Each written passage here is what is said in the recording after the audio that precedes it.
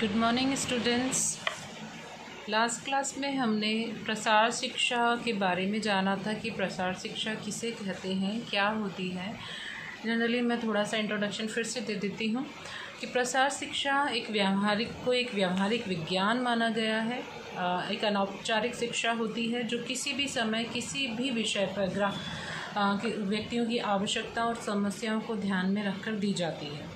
एक निरंतर चलने वाली शिक्षा होती है जिसका कोई अंत नहीं होता है। व्यक्ति चाहे किसी भी उम्र में पहुंच जाए, लेकिन प्रसार शिक्षा चलती रहती है किसी भी उम्र में। लोगों को के ज्ञान, कौशल, अभिवृत्तियों में परिवर्तन लाने के उद्देश्य से दी जाती है।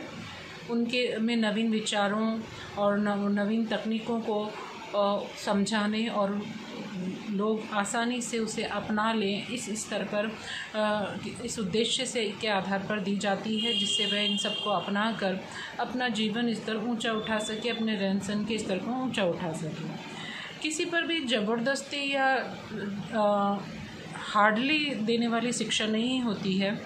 जब भी व्यक्ति की इच्छा होती है, उसको जितनी सोच समझ होती है उसके हिसाब से उसे शिक्षा प्रदान की जाती है। और जब उसका मन होता है, जब उसकी इच्छा होती है, वो सुनना और शिक्षा ग्रहण करना चाहता है, तभी दी जाती है।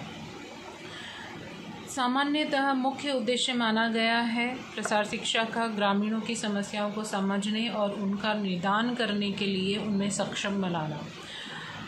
शारीरिक, मानसिक, आध्यात्मिक, सामाजिक, सांस्कृतिक और संवेगात्मक विकास करने में सहायता प्रदान करती है। व्यक्तियों के किसी व्यक्ति विशेष के शिक्षण पर विश्वास नहीं करती है। सामूहिक शिक्षण पर जोर दिया जाता है। परिवार, समाज और देश के विकास के योगदान के लिए इसका प्रयोग किया जाता है। प्रसार शिक्षा लोगों की रुचि के अनुसार दी जाती है। जिस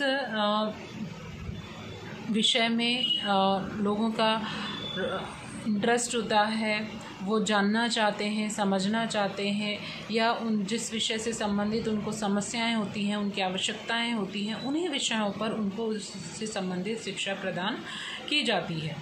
आज हम पढ़ेंगे कि प्रसार शिक्षा जो है उसे हम कह रहे हैं अनौपचारिक शिक्षा। और जो हम स्कूल, कॉलेज में जो BA, BSc, 12th, 11th class, 10th class पढ़ते हैं, वो जो शिक्षा होती है वो औपचारिक शिक्षा कहलाती है।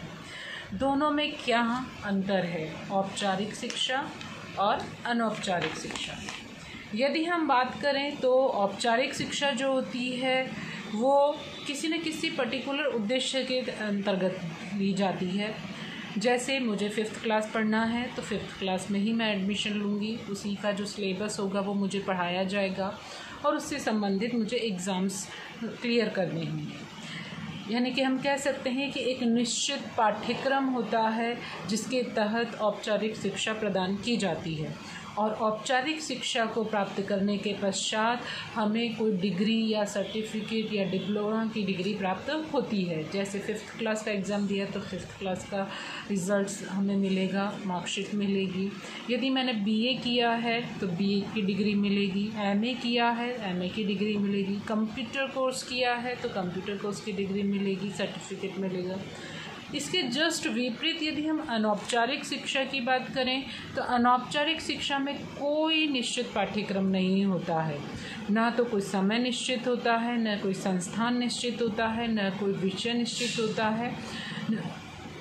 किसी भी विषय पर जिसकी आवश्यकता सामने व्यक्ति को है, वो पढ़ना चाहता है, जानना चाहता है जिस विषय के बारे में, या जिससे संबंधित उसकी कुछ समस्या है, उन्हीं विषयों के संबंध में उसे शिक्षा प्रदान की जाती है। अनौपचारिक शिक्षा के लिए कोई निश्चित संस्थान भी नहीं होता। निश्चित संस्थान में एडमिशन लेने की भी आवश्यकता नहीं होती, ना कोई निश्चित पाठ्यक्रम होता है, और ना ही अनौपचारिक शिक्षा ग्रहण करने के पश्चात हमें कोई सर्टिफिकेट या डिग्री प्राप्त होती है। इस उद्देश्य से अनौपचारिक शिक्षा प्रदान नहीं की जाती। दूसरा हम कह सकते हैं कि अनौपचारिक शिक्षा जो होती है वो निरंतर चलने वाली शिक्षा है। किसी भी उम्र में कभी भी ली जा सकती है और कई बार ली जा सकती है। लेकिन औपचारिक शिक्षा जो होती है वो एक निश्चित होती है, उसका समय निश्चित होता है। जैसे अगर बीए में एडमिशन लिया है तो वो 3 साल का कोर्स है और 3 साल के पश्चात वो कंप्लीट हो जाएगी और उसकी डिग्री हमें प्राप्त हो जाएगी। यदि कोई कंप्यूटर कोर्स किया जा रहा है तो उसके लिए 1 साल का टाइम है, तो 1 साल के लिए एडमिशन लिया जाता है और 1 साल कंप्लीट होने पर उसका फाइनल एग्ज़ाम देकर हम उसे कंप्लीट कर लेते हैं और हमें उसकी डिग्री प्राप्त हो जाती है, सर्टिफिकेट प्राप्त हो जाता है। अनौपचारिक शिक्षा में ऐसा नहीं होता है। अनौपचारिक शिक्षा को करके सीखने की शिक्षा कहा गया है, जिसमें व्यक्ति से स्वयं से वो कार्य कराए जाते हैं जिनमें उन्हें समस्याएं आ रही हैं या वो जो सीखना चाहते हैं। सिर्फ देखकर या सुनकर सीखने की शिक्षा नहीं होती है। औपचारिक शिक्षा में संस्थान में आप जाएंगे, वहाँ पर्टिकुलर क्लासेस होती हैं, हाफ एन आवर या 1 आवर का जो पर्टिकुलर एक सब्जेक्ट का क्लास होता है वो होता है, जहाँ पर एक टीचर आता है, लेक्चरर आता है और वो लेक्चर देता है जिसे स्टूडेंट्स बैठकर सुनते हैं, समझने का प्रयास करते हैं और फिर टीचर चला जाता है। लेकिन अनौपचारिक शिक्षा में जितने समय तक हमें समझ में नहीं आए, हम बार बार उसके प्रश्न पूछ सकते हैं। टीचर जो सिखाने वाला होता है वो बार बार उनको करके दिखाता है और सीखने वाले से भी करवाता है, ताकि उसको उस करने के दौरान जो समस्या आए वो उसी समय सॉल्व आउट हो जाए और उसको क्लियर हो जाए। इसीलिए अनौपचारिक शिक्षा यानी प्रसार शिक्षा को करके सीखने की शिक्षा भी कहा जाता है। नेक्स्ट चीज़ आती है कि प्रसार शिक्षा जो होती है उसमें कोई निश्चित एज लिमिट नहीं होती है, न पुरुष महिला, न बच्चा, न बड़ा, किसी भी उम्र में किसी भी व्यक्तियों को समूह बनाकर उसे प्रदान की जाती है। एक समूह में किसी भी उम्र के व्यक्ति हो सकते हैं और किसी भी लिंग के व्यक्ति हो सकते हैं, लेकिन औपचारिक शिक्षा में उम्र निश्चित होती है। जो आप कोर्स करेंगे उसके आधार पर उम्र निश्चित होती है, उस एज तक के व्यक्तियों को उसमें एडमिशन दिया जाता है और एक उम्र के पश्चात जो उसका एजुकेशन सिस्टम होता है वो कंप्लीट हो जाता है। प्रसार शिक्षा जो होती है जनरली कहा जा सकता है कि हमने कहा है कि एक व्यावहारिक शिक्षा है जो व्यक्ति के घर जाकर, अगर उसके कार्यस्थल पर जाकर भी दी जा सकती है और नवीन तकनीकों से संबंधित जानकारियां प्रदान की जाती है, ताकि व्यक्ति उनका अपने दैनिक जीवन और दैनिक कार्यों में प्रयोग करके अपने रोजगार के अवसरों को बढ़ा सके और अपनी आमदनी को बढ़ा सके और अपने जीवन स्तर को ऊंचा उठा सके। डोर टू डोर एजुकेशन भी कहा जाता है प्रसार शिक्षा को। इसीलिए औपचारिक शिक्षा में सिर्फ और सिर्फ डिग्री या सर्टिफिकेट प्राप्त करने के आधार पर शिक्षा प्रदान की जाती है। ये कोई आवश्यक नहीं है कि वो शिक्षा आगे हमारे किसी रोजगार परक होगी, रोजगार के अवसर हमें दिलाएगी ही दिलाएगी, ऐसा कोई निश्चित नहीं होता है। सिर्फ ज्ञान में वृद्धि होती है। प्रसार शिक्षा में व्यक्ति को निरंतर शिक्षा ग्रहण करने की भी आवश्यकता नहीं होती है। उसकी समय और उसकी ज़रूरत के हिसाब से शिक्षा वो ग्रहण कर सकता है और जैसे ही उसका उसके पास समय नहीं है या वो उसका मूड नहीं है तो वह शिक्षा ग्रहण नहीं भी करना चाहता है तो वो नहीं करेगा। लेकिन औपचारिक शिक्षा में ये होता है कि उसे नियमित रूप से शिक्षण कार्य करना पड़ता है, चाहे उसकी इच्छा हो चाहे नहीं हो, उसका मूड हो चाहे नहीं हो। एक बार जब एडमिशन ले लिया तो वह उसको उससे संबंधित उससे पढ़ाई करनी ही होती है। नेक्स्ट हम बात करते हैं कि प्रसार शिक्षा जो होती है उसके उद्देश्य क्या क्या है। जनरली कॉमन तो उद्देश्य हमने इन्हीं में रिसर्च कर लिए हैं, आ गए हैं हमारे, लेकिन मुख्य उद्देश्य जो हम बात करते हैं कि किन उद्देश्यों का ध्यान में रखकर ही प्रसार शिक्षा दी जाती है और ग्रहण की जाती है, किन बिंदुओं का इसमें विशेष ध्यान रखा जाता है। तो अगर हम बात करें तो फर्स्ट आता है ग्रामीणों का विकास करना। प्रसार शिक्षा का जो मुख्य उद्देश्य होता है उनमें फर्स्ट आता है ग्रामीणों का विकास करना। सेकंड है कि उन्हें प्राकृतिक संसाधनों का उपभोग करना सिखाना, ताकि वो उनका ज़्यादा से ज़्यादा प्रयोग करके अपना लाभ कर सके, जैसे जंगल, जल, भूमि, पशु आदि जो प्राकृतिक संसाधन हैं उनका उपभोग करना। लोगों को यह समझाना कि जैसे छोटे छोटे उद्योग हैं, जैसे पशुपालन, बागवानी, है ना, गोपालन, मत्स्य पालन, मुर्गी पालन, इस टाइप के जो छोटे छोटे उद्योग हैं, इन्हें अपनाकर वो अपना जो आमदनी में वृद्धि कर सकते हैं और इन कार्यों को, इन उद्योगों को में वो आधुनिक तरीक़ों का यदि प्रयोग करें तो उन्हें ज़्यादा लाभ कमा सकते हैं वे। तो इन उद्योगों के बारे में जानकारी प्रदान करना और प्लस उन उद्योगों में आधुनिक तरीक़ों का प्रयोग करना भी उनको सिखाना मुख्य उद्देश्य होता है। ग्रामीण लोगों के ग्रामीण लोगों में नेतृत्व के गुणों का विकास करना, लोगों का ज्ञान, कौशल और कार्यक्षमता में वृद्धि करना, लोगों के बीच इस प्रकार का वातावरण तैयार करना कि उनकी बुद्धि, कार्यक्षमता और नेतृत्व को प्रदर्शित करने का उन्हें अवसर प्राप्त हो सके। कई बार ऐसा होता है कि कई लोगों में कई गुण होते हैं, कई क्वालिटीज़ होती हैं, बहुत कैपेसिटीज़ होती हैं, वो बहुत कुछ कर सकते हैं, लेकिन उन्हें अवसर प्राप्त नहीं होते हैं उन चीज़ों को प्रदर्शित करने के लिए या उनका यूज़ करने के लिए। तो ऐसे व्यक्तियों की क्वालिटीज़ को ढूंढना और उन्हें इस प्रकार के अवसर प्रदान करना कि वह उन क्वालिटीज़ को अच्छे से प्रदर्शित कर सके और उनका लाभ उठा सके। कृषि उत्पादन को बढ़ाने के लिए भी नवीन ज्ञान और सूचनाओं के साथ आधुनिक तकनीकों का प्रयोग करना भी सिखाना प्रसार शिक्षा का मुख्य उद्देश्य होता है। कृषि एक ऐसा कार्य है जिस पर हमारे देश की अधिकांश जनता अपना जीवन यापन निर्भर करती है। हमारा देश गांव प्रधान देश है, किसान प्रधान देश है। कई लोग जो मैक्सिमम फैमिलीज़ हैं, मैक्सिमम लोग हैं गाँवों के, उनका जीवन यापन मुख्य रूप से कृषि पर निर्भर करता है। तो कृषि एक ऐसा कार्य है जो पूरे साल भर नहीं चलता, जिसकी वजह से किसान जो है वो काफ़ी समय तक फ्री रहता है, उसके पास कोई जीविकोपार्जन के साधन भी नहीं होते हैं, जिसकी वजह से उसके जीवन का स्तर काफ़ी निम्न या मध्यम स्तर रहता है। कृषि उत्पादन को बढ़ाने के लिए आधुनिक तकनीकों का प्रयोग करना बहुत आवश्यक है और इसकी जानकारी प्रसार शिक्षा के माध्यम से किसानों को पहुंचाई जाती है। विषय विशेषज्ञों से उन सलाह दिलाई जाती है, उनसे उनका परिचय कराया जाता है, डिस्कशन कराया जाता है, जिससे वो नवीन तकनीकों, नवीन उपकरणों के बारे में जान सके और अपने उत्पादन में वृद्धि कर सके। ग्रामीण स्त्रियां जो हैं वो सामान्यतः घरों में ही रहती हैं, जिसके कारण या यूँ कहें कि ग्रामीण स्त्रियों का मुख्य जो रेस्पॉन्सिबिलिटीज़ होती है वो घर संभालना होती हैं, बच्चों को संभालना होता है।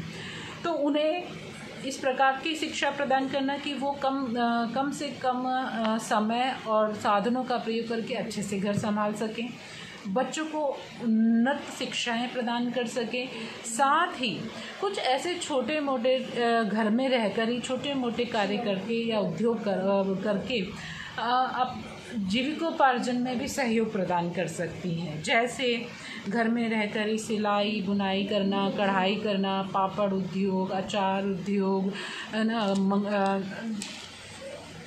इस टाइप के जो छोटे छोटे कुटीर उद्योग होते हैं उनमें उन्हें सिखाना, कार्य करना, जिससे वो घर पर ही रहकर कहीं बाहर न जाकर अपना अर्थोपार्जन कर सकें और परिवार का जीवन स्तर उठाने में सहयोग कर सकें। भौतिक सुविधाओं, मूलभूत भौतिक सुविधाओं को भी ग्रामीण क्षेत्रों में उपलब्ध करवाना प्रसार शिक्षा का मुख्य उद्देश्य होता है। ग्रामीणों की समस्याओं को पहचानना और उनके हल ढूंढने में उनकी मदद करना, व्यक्ति की कार्यक्षमता एवं कार्य कुशलता में वृद्धि करने के लिए उन्हें प्रोत्साहित करना, अर्थव्यवस्था में समृद्धि लाना, ग्रामीणों की अर्थव्यवस्था में समृद्धि लाना, जो हम बार बार कह रहे हैं, सामाजिक अधिकारों की सुरक्षा करना और नेतृत्व का विकास करना, ये मुख्य उद्देश्यों में आता है प्रसार शिक्षा के। लोगों के आत्मविश्वास को जगाया जाता है, उन्हें प्रेरित किया जाता है, जिससे एक स्वस्थ समाज की स्थापना हो सके।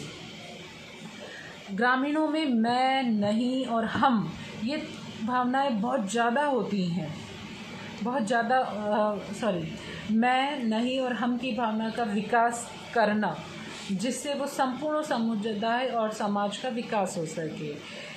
जाति पाति, छुआछूत, लिंग भेद, ऊंच नीच की भावनाओं को दूर करना, अंधविश्वासों के प्रति जागृति फैलाना, जिससे राष्ट्र की उन्नति हो सके।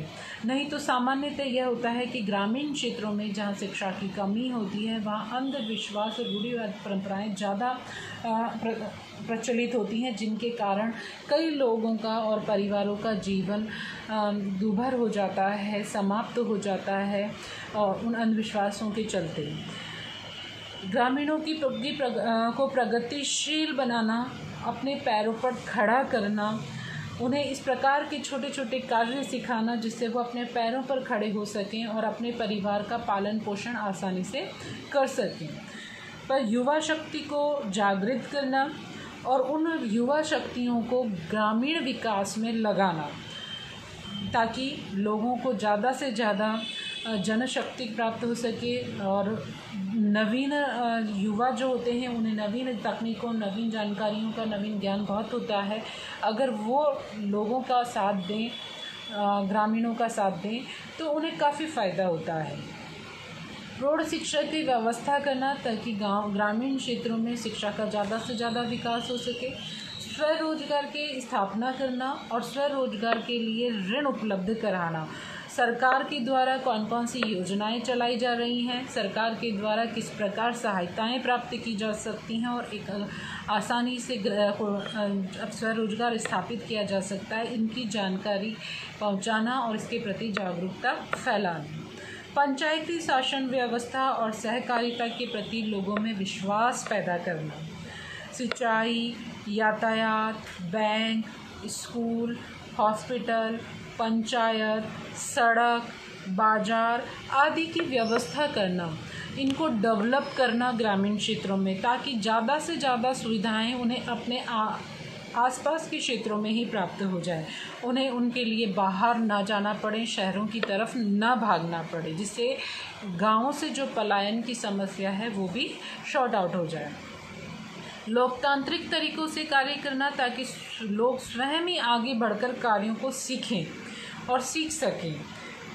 महिलाओं में आत्मनिर्भरता और उत्तरदायित्व की भावना का विकास करना, जिससे वे पारिवारिक उत्तरदायित्वों को अच्छे से निभा सकें और समझ सकें। उत्तम गृह प्रबंध, पौष्टिक और संतुलित भोजन, रसोई, बागवानी आदि करना सिखाना, कौन कौन से पोषक तत्व हैं और किस प्रकार कौन सी विधियों के द्वारा भोजन पकाया जाए जिससे पोषक तत्व कम से कम नष्ट हों, इस प्रकार की जानकारियाँ उन्हें प्रदान करना। ग्रामीणों को इस प्रकार से शिक्षित करना कि वह कृषि, पशुपालन, मुर्गी पालन आदि व्यवसाय उनके लिए लाभकारी हों और उन्हें आसानी से वह अपना सकें और उन्हें अपना कर वह गर्व का अनुभव करें। ऐसा दृष्टिकोण, ऐसा सकारात्मक दृष्टिकोण उनमें विकसित करना, ताकि उनकी जो समस्याएं हैं वो आसानी से वो अपने स्तर पर सॉर्ट आउट कर सकें और उन्हें अपने कार्यों से शर्मिंदगी महसूस नहीं हो। युवा शक्ति जो है वो इन कार्य को करने में आजकल शर्म महसूस करती है, जिसकी वजह से वो ये सब कार्य करना पसंद नहीं करती हैं। थोड़ा सा भी एजुकेट होने के बाद जो युवा हैं वो इस प्रकार के कार्य नहीं करना चाहते हैं और वो शहरों की तरफ भागते हैं रोजगार के लिए। तो कहीं ना कहीं इस सोच में परिवर्तन लाना और उनमें सकारात्मक भावनाओं का विकास करना, ताकि वो इन सब कार्यों से शर्मिंदगी महसूस ना करें और उनको अधिक से अधिक लाभ हो, ताकि वो इसकी ओर ज़्यादा इंटरेस्ट दिखाएं। घरेलू क्रियाओं के लिए समय, शक्ति, धन की बचत के साधनों का प्रयोग करना सिखाना, ताकि जो पारिवारिक जीवन है सुखद हो। महिलाओं का भी समय बचे ताकि वो किसी और अन्य कार्य में अपनी रुचि के कार्यों में भाग ले सके, परिवार के जीवन के स्तर को ऊंचा उठाने में सहयोग कर सके। अगर हम सार रूप में कहें तो व्यक्ति का सर्वांगीण विकास करना ही प्रसार शिक्षा का मूलभूत उद्देश्य है। प्रत्येक व्यक्ति एक सुखी जीवन व्यतीत करे, किसी प्रकार का कोई कष्ट ना हो, उनकी मूलभूत भौतिक आवश्यकताओं की पूर्ति हो सके आसानी से, उनकी उतनी क्षमताएं विकसित हो सके उनमें, ये सभी मुख्य रूप से प्रसार शिक्षा के उद्देश्यों के अंतर्गत आता है। जीवन स्तर, रहन सहन के स्तर को ऊंचा उठाकर सही मायने में मानव कहलाने का अधिकार उन्हें प्राप्त हो, ऐसा ज्ञान, ऐसी शिक्षा प्रदान करना ही प्रसार शिक्षा का मूलभूत उद्देश्य है। आई होप आपको क्लियर हुआ होगा कि प्रसार शिक्षा के जो मेन उद्देश्य हैं वो आपको क्लियर हुए होंगे। अगर कहीं पर भी आपको कोई डाउट लगता है तो आप प्लीज़ मुझे पूछ सकते हैं।